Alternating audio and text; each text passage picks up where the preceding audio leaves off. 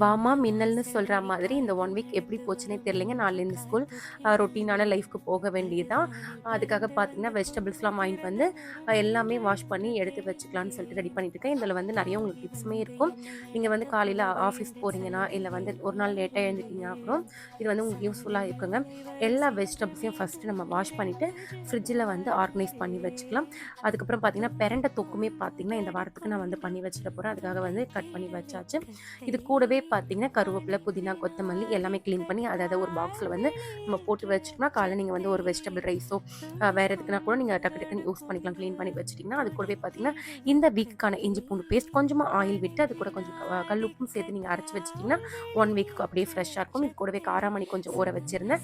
அதுவுமே பார்த்தீங்கன்னா, தண்ணிய ஃபில்டர் பண்ணிட்டு ஒரு பாக்ஸ்ல போட்டு வச்சுட்டீங்கன்னா, டக்குன்னு நீங்க ஒரு குருமாவோ, இல்ல காராமணி போட்டு ஒரு புலாவோ, காரக்குழம்போ வந்து பண்ணலாம்.